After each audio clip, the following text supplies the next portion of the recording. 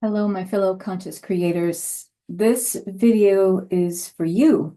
If you've been feeling a deep instability in not only what you're seeing as the reflection of the outer reality, but deeply inside of you feeling unsure, feeling a lot of uncertainty. It's hard to just, if you're a conscious creator, you are in some coaching or consulting or mentoring capacity, you're here as a spiritual mentor, you're working in the spiritual marketplace. This video is really for you. If you're feeling it's very difficult to do business as usual right now. If you have any kind of empathy or conscience, you're having a really hard time grappling with the state of the world at the moment. And so, I've been quiet for a little bit. I've kind of pulled back. I'm still doing my coaching and my teaching and showing up and teaching my classes, etc. But um, feeling the emotional turbulence that comes with a rapidly changing world. Those of us who are aware that this is what anchoring New Earth looks like, that it entails and requires a breaking down of the old in order for creating space for the new. You know, maybe we've known for a while it wasn't going to be pretty. But maybe some of us, like I admittedly had thought, maybe this was going to happen further along the line. Um, we're going through a really turbulent time. We're going through a process of releasing all the resistance, and maybe not all of it, but a really good portion of resistance that has been built up over lifetimes and many, many timelines that have kept us from feeling the true abundant nature of who we are. And this world, even though we may have known it and still know it as a place for suffering and struggle and instability, just because it's being reflected in the outer mirror as a collective purging of pent-up energy and resistance over lifetimes and timelines, we can still find our own inner stability. And those of us who are here to anchor New Earth, we're required, we need to create our own inner stability. And so as I've taken a step back and I've been contemplating, and I haven't been doing a lot of my Substack, or which I love to write on Substack, and I haven't been doing a lot of stuff on Facebook, even though I'm promoting a program, Love Fractal, which is my teaching on the Venus sequence in the Gene Keys that's starting on the 25th of February. I haven't been promoting that a lot because I know that it's more important for me to take this time to really draw deeply inward and contemplate, what is my role? What am I really here to do? How is it that in this particular timeline where I find myself now, even if it's not where I thought I would be, how can I still show up and be of the highest level of service possible to myself, to those around me, to my community, to my family, to my peers, my clients, my friends, to the world at large? And maybe some of you are asking that too. And it may feel like, we're swinging in between these extremes. One day we feel fine and we're like, okay, I know what's going on. I get that this has to happen.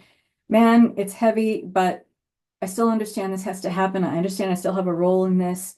And then some days we just feel completely undone by these energies. So this video is for you. And I want to give you some actual things to look at, like patterns and loops of thinking to stop.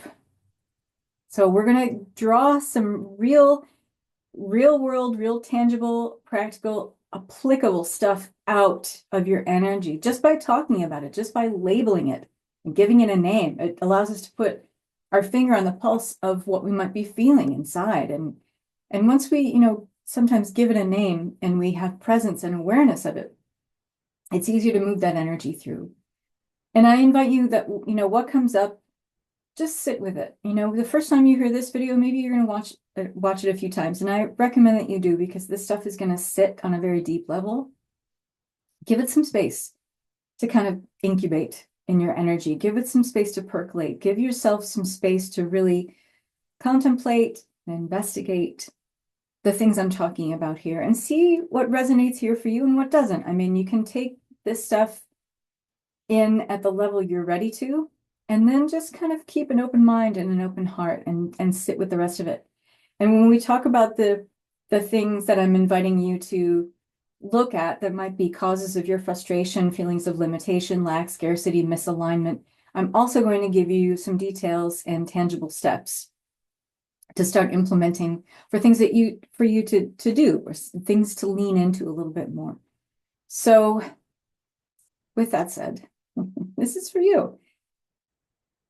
So if we have a big vision that we want to, lean into, the work that we want to do, our unique voice, our unique vision, even though it might seem that it's so divisive right now, there's so much separation consciousness that is reaching this like unrealistic and incredibly high crescendo, we still have to be as authentic as we possibly can. In fact, those of us who are here to anchor this vision of the new earth, we have to be our most authentic selves, maybe more than anyone else on the planet, because we're not going to anchor a new vision of something new if we're trying to dumb it down, dilute the essence, dull the light. We're not here to do that. Those of you who recognize or maybe even identify yourselves as being visionaries, conscious creators, you're here to anchor the new. You knew maybe, or maybe you know right now that you are an integral part of the process of dismantling the old so that the new can take hold. And I mean the new in the sense that something more egalitarian, that includes the benefit of the many instead of the few. That's the new earth vision that I hold. If you happen to hold that too, then you jive with my vibe here and we can keep going. So it is absolutely required of you, if you recognize yourself as this person, to understand that your vision, what you have to share, it's really only built for others who are here to understand it too. And sometimes we feel like we have to be more vague in order to get more people on board with what we're doing, but that's not necessarily our role. That's not necessarily what we're here to do. If you're a visionary, a conscious creator, you're not going to be a voice that attracts the masses. Don't try to be. Because the more deliberately articulate and plain speaking and clear you are about your vision, your voice, your message, you're going to find those perfectly aligned people, your tribe, your soul family, to glom onto you. Like they will just, that magnetizing effect of being so authentic in that way, you're going to have to trust that now more than ever. And it may seem like we want to help everybody and we want to get everybody on board with what we're doing. You're going to end up doing something that I realized that I was doing, and that's why I stopped it. That's why I'm inviting you to maybe look at this and maybe cut it out. Over-explaining yourself, proving your vision or trying to prove your vision to people who aren't built to understand it. Your mind works a little different. Your mind works in, let's just call it for the sake of brevity, quantum leaps. You're able to think non-linearly.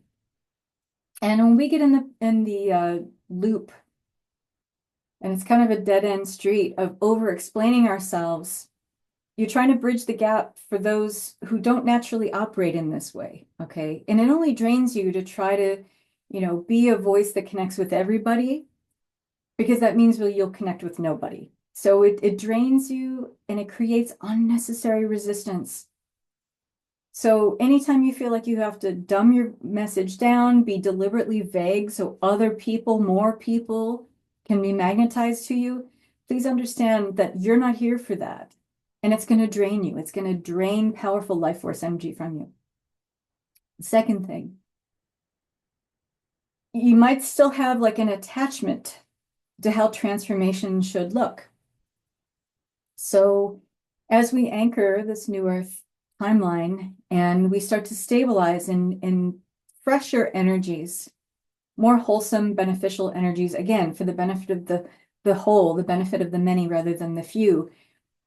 As we, make that transition, we might still have some subtle attachments to how the old self looks at transformation, and we might decide on, or be convinced or believe that transformation has to come through these particular breakthroughs, these particular pathways. That's not necessarily going to be true anymore. You understand reality creation, or at least I hope so, that everything is inner to outer, right? That through the mirror principle, the unity principle being you are everyone and everything just under different circumstances. We're all part of the one. It's not they, it's us, okay? And the mirror principle, that everything that you see reflected in the outer reality is an inner state of being first, not the other way around. So you understand reality creation on that level, but there might still be some lingering expectations that certain breakthroughs have to come in specific forms or certain pathways. This is going to slow down the organic unfolding of what is meant to come next. So it's going to be the false small self that's telling you, based on previous evidence, this kind of transformation should happen this way. That's not really going to work for you anymore. And in fact, it hobbles you, it limits you, it holds you back. So just be aware of that one too, because that's a big one. If you're kind of vacillating, kind of leapfrogging between having a massive vision, big ideas for what the world could be next, and then trying to fix all the details, trying to micromanage all the minutia, please understand that anything that's got a really big vision with the energy of the highest and best benefit for all, if that's the force driving your vision, anything that has to do with the details, that will self-correct over time. This is a big one. It requires a lot of trust, a lot of faith. Understand that your highest level insights are always going to bring course correction naturally. And your highest level insights are going to come from the divine you, the big you, not the false small you. So when you try to micromanage all the details and fix all that little stuff, that's really not your problem.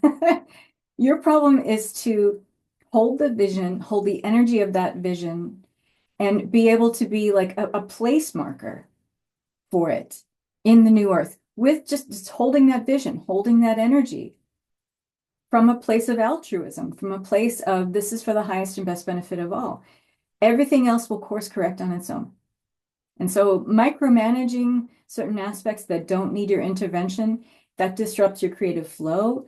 It makes things harder than necessary. If you're gonna be in that energy of looking for problems, you're always gonna find them. Hold the vision, stay with the vision, stay with the energy, hold the vision with the energy of the altruism behind it, the force behind that vision, that this is going to benefit me and everyone I know who's ready for this level of transformation, this vision, etc. Here's the fourth thing. Unconsciously filtering, and this will be a conscious thing now that you'll be doing. Hopefully you won't be doing it anymore because you'll be conscious of it. But we might be unconsciously filtering or softening our message to be palatable. This goes back to the first thing that I said. When we want to refine our message, that's great. Refinement is different than dilution. Dilution is you going back and saying, ooh, that's too specific. I'm going to drive a lot of people away because of the specificity. Actually, the world needs you to be more authentic and specific and clear and pure in your message now more than ever. The world doesn't need another echo. The world doesn't need yet another voice, part of that din, everybody saying the same things over and over and over again. That's old earth. If you're really here to anchor a new earth, be brave, be courageous, be bold. Be so refined in your message that if you go back and, maybe try to pick out things you want to say and you feel like, ooh, that's going to make some people prickly. That's going to make some people kind of bristle at what I have to say. Those aren't your people. So you don't have to worry about it. So instead of, going and refining your message in a way where you're picking things out and crossing things out because it's too specific, No, that's the stuff you need to be refining even more. You are not for everyone. You're an acquired taste, and that's a beautiful thing because that's exactly what the world needs right now. It doesn't need you to be more vague. The world needs you to be as authentic and specific as possible. You're not for everyone. You're not for everyone. And maybe in the past, you might have tempered the sharpness of things you wanted to say in order to make things more digestible, more palatable, more broad. But that is going to dilute your potency. The world needs your potency. The world needs you as this pristine, pure, potent beacon of light. Diluting that is like saying to God, Source, nah, I know better than you do. Take responsibility for this light that you have. It is a gift, and it's a gift bestowed upon you from the divine. Give it the honor and veneration that deserves. Be clear and trust that all will be supported when you do that. Another thing to stop doing is taking responsibility for the emotional turbulence of other people, the emotional turbulence of this planet.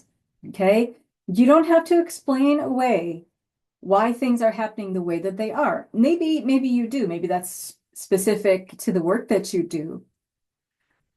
But if you are focused on what comes next, in other words, what you're doing now that brings a better, more egalitarian way of being to the world through the unique snowflake energetic signature of who you are and the work that you offer, that work will inherently destabilize any outdated paradigms in system structures or people.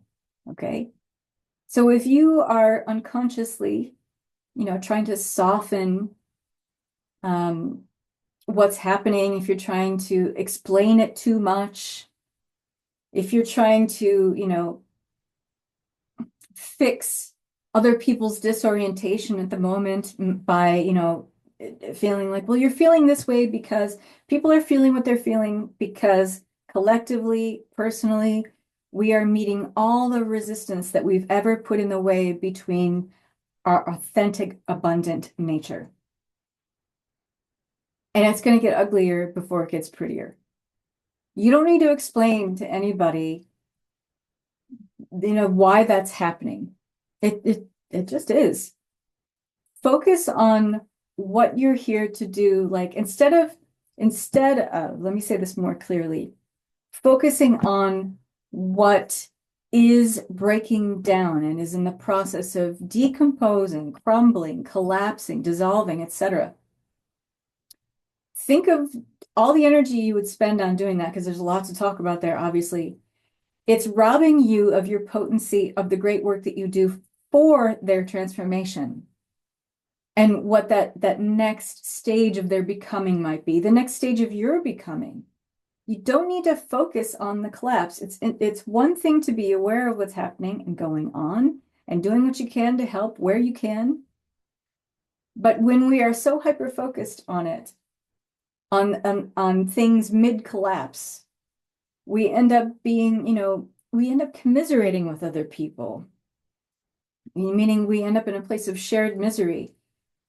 That is not our job. Those of us who are visionary conscious creators, we are here to build out the avenues, the pathways of transformation.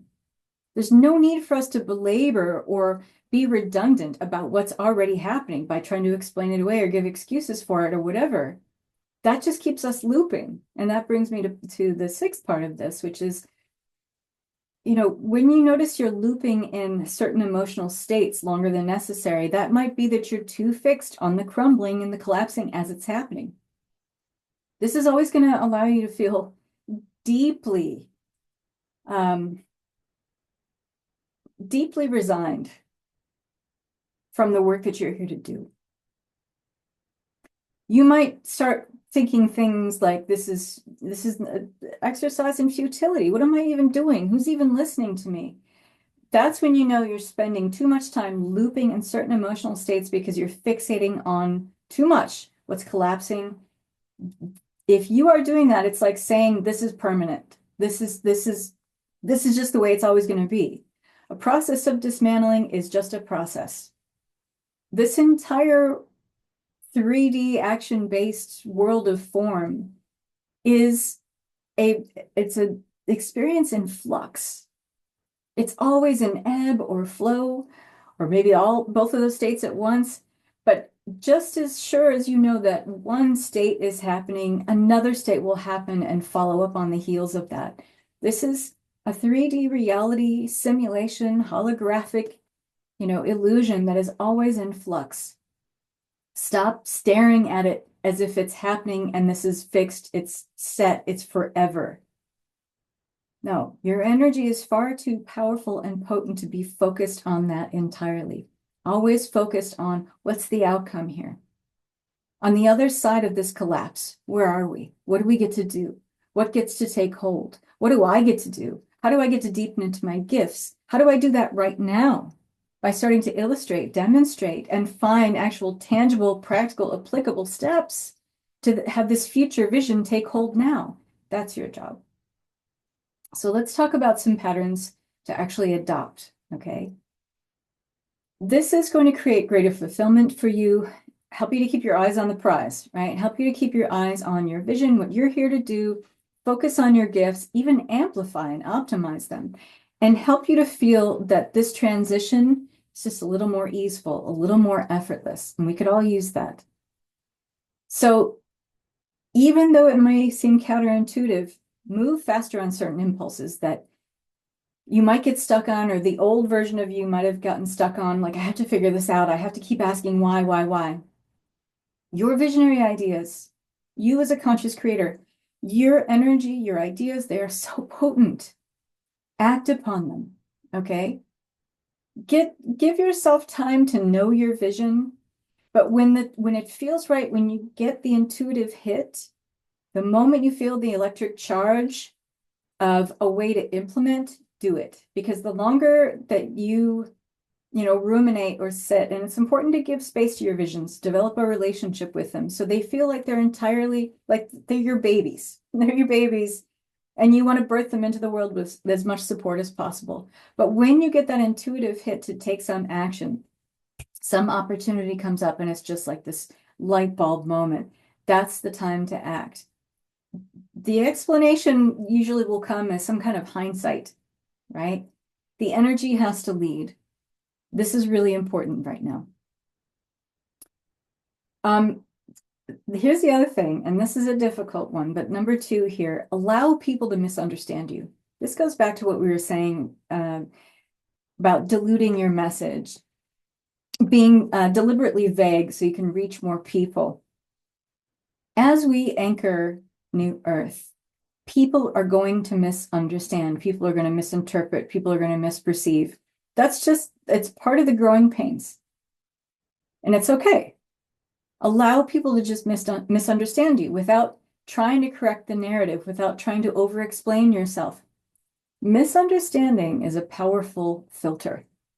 It has a purpose. So the people who are truly meant to get your vision, who will jibe with it, who will naturally magnetize to you, again, can only do that if you're being 100% authentic and you have that kind of self-assurance that you're here to do this. You are the person to do that, to carry out your vision. You have unique gifts and skill sets and talents that allow you to have this very singular frequency in how you will deliver your message, your vision, etc. That's 100% meant for you. It needs to be 100% authentic. Otherwise, how can you magnetize to you the authentic people that you want in your tribe, the authentic opportunities, the abundance that's meant for you? How can that happen? Unless you have that complete self-assurance, this is who I am, and I can be 100% authentic in who I am, and I can speak my truth unflinchingly, because then and only then do I magnetize exactly what is meant for me. Clients, health, wealth, more abundance, whatever that is, doesn't matter, okay? Let that misunderstanding be a filter that works for you, because what it will do, it will let others disqualify themselves without using your energy to set the record straight or fix things or explain yourself or make people feel better for, maybe misunderstanding you or trying to please people, who are not meant to get what you're here to lay down. So allow that misunderstanding to be a filter. It's a very useful tool that allows the people who aren't meant for your field, your work, etc., to disqualify themselves from your energy. And you won't have to lift a finger. You'll just have to be authentically you. Choosing the highest excitement path. We may get so bogged down again in all the details.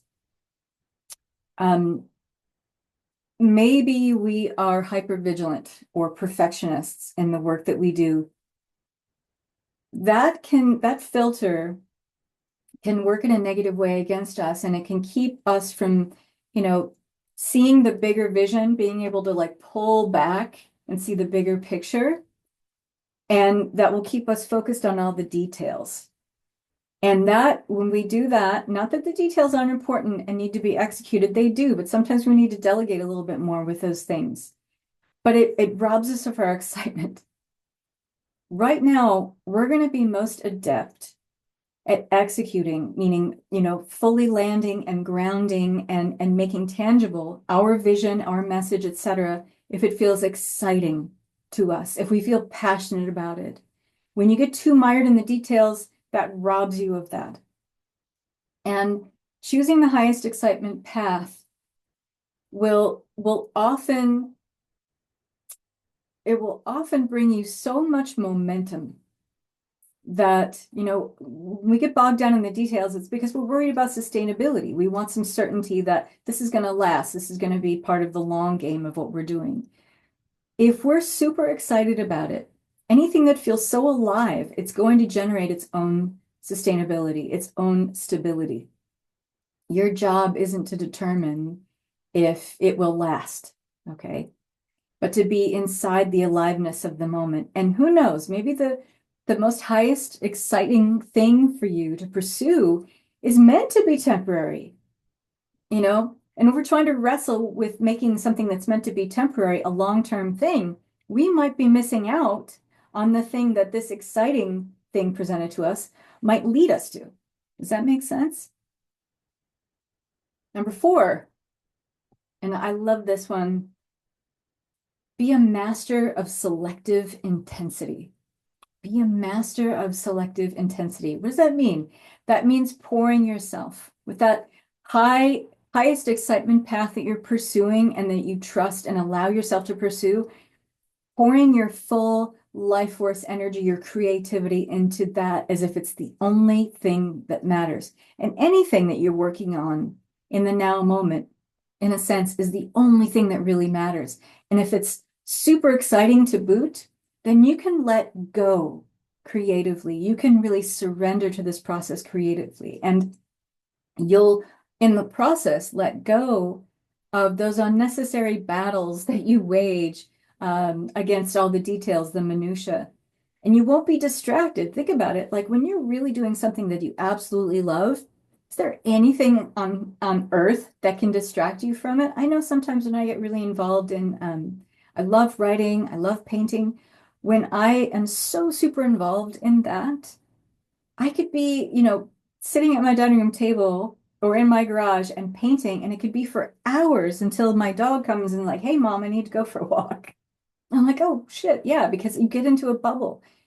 It's that kind of high level of excitement that's calling us as visionaries saying, hey, you need to pursue this. You need to put your full life force energy into it like only you can. And you don't need to dismantle like every limiting belief that might be keeping you from that or any resistance that might be keeping you from that. Just remember, as that resistance comes up, it's probably just impressions of the old you. It's just reflections of an older version of self. But when you are locked into this kind of giving your all, giving your full force to whatever you're working on in the moment, you unlock a new level of being. You unlock higher levels, elevated levels of consciousness. And when you do that, you're always going to discover more of what already is. Because as I've talked about in many videos, creation is finished. Everything's already here. There's nothing new under the sun. Everything is already laid out. Everything's already created. Everything's already done. It is us rising in consciousness that only and ever will allow us to see more of what's already available. That is directly linked to a raise in consciousness, a rise in consciousness. And when you are involved in the creative process to this degree, where it's the most important thing and you're giving your full force, your full life force, creative life force energy over to it, you naturally rise in consciousness. And as you do, you'll discover even more synchronicity, more miracles, more of what is offered, what is here, ripe for the taking, ready for you to claim. And here's another thing. Those of us who really use our voice as an activation, when I do guided activation journeys, when I'm speaking to you right here, my voice is an activation. It's actually written many times into my Gene Keys profile, my hologenetic profile. So treating your words, just decide to just opt into this idea and see what happens when you play with this. Treat your words as frequency activations rather than explanations. Okay? So that means instead of choosing to explain away or describe a bunch of stuff that really doesn't matter, the more we describe things, the more words we use, and the more words we use, the higher likelihood it is for us to be misinterpreted. So instead, say what you really want to say. Again, you'll see this theme again, and you'll hear this theme again throughout everything I've said here, is that your authenticity, that self-assurance in knowing exactly who you are, being clear in your message, clear in your voice, that's an activation. And so when you choose your words carefully, deliberately, saying exactly what you mean, you will always mean exactly what you say, that's an activation. Remember, the earth is changing. The new human and the new earth are rising together. We have to. Our DNA is merged forever. So when you are raising in consciousness, the earth is raising in consciousness. When you raise your words or anything else that is a part of you, the energetic frequency of you, anything in that raises or rises, it's an increase, an activation in everything else around you that you'd call this earthly experience. Trust that. It's happening. It's happening at a very accelerated rate. It's actually been happening for a while, but even more so now. We're seeing the resonances of this planet, the activation levels of this planet, grids, ley lines, connection points in the earth grids. Everything is raising in consciousness. It is elevating in vibration. Your words are no different. Think of those who are aligned with and magnetized to you, like your destined soul tribe connections, your soul family connections. That audience doesn't need linear reasoning. Like, they're already on board. They need transmission. And your words are an activation. They are a powerful transmission. So speak in ways that land in their being, not just in their mind. Okay? And last but not least, remember, even though it sounds counterintuitive that, visionary conscious creators, those of us who hold big, bold visions, we're not here for the masses, not really. We're here for the few that are really already there. They're already on board. They're already magnetized to our message. Your aligned creations, your most aligned creations are for a minority. I don't want to use the word elite minority, but a singular minority.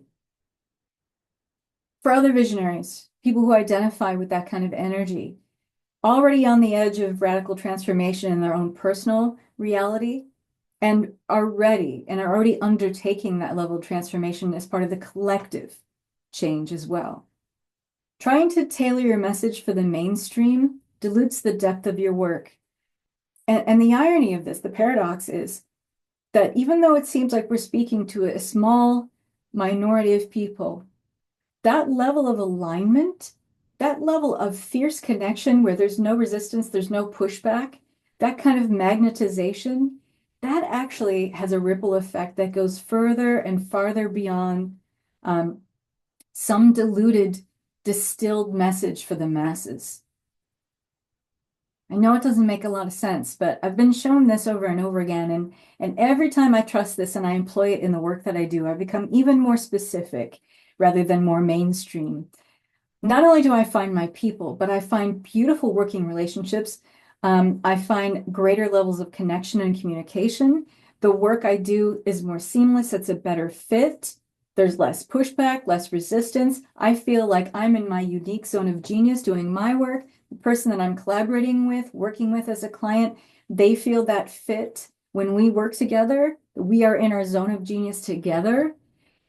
It has a ripple effect of such harmony.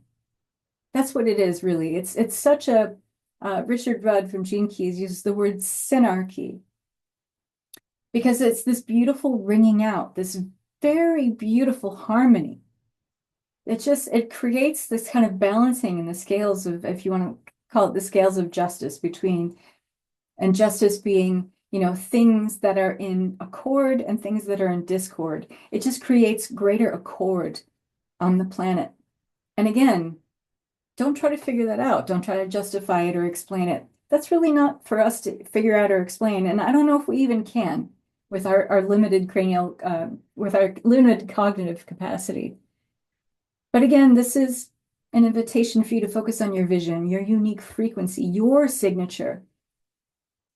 Please, please, please listen to this again. Take notes. Take it to heart. Yeah, let it sit in your mind, but let it sit in your heart. Let it sit deep in your belly. Breathe through it in presence. Listen to it before you go to bed at night, because it'll reach you on a different level. And if you want to know how to anchor more of this is the work that we do. This is what we talk about in Visionary School. That's my membership community on the school platform. We meet every week to talk about things just like this and many other things that have to do with the unity principle, the mirror principle, and being visionary creators, creating the visionary way, which is a way of less is more, where we meet the fullness of ourselves without resistance, without pushback, and we are creators of our reality moment to moment, feeling like we are the most empowered individuals here to do life differently, here to create beautiful transmissions of peace, of beauty, of goodwill, of greater vision, altruistic, that has deeper altruistic meaning throughout the planet. Yeah, it's a lofty goal, but that's what I'm here for and nothing less. So I hope that you've enjoyed this. Please like this video if this met with your approval, and if you want to subscribe to this channel and see more content like this, I would love that. Thank you so much for being part of my community. If you're part of this channel's members already, thank you so much, everybody. Bye for now.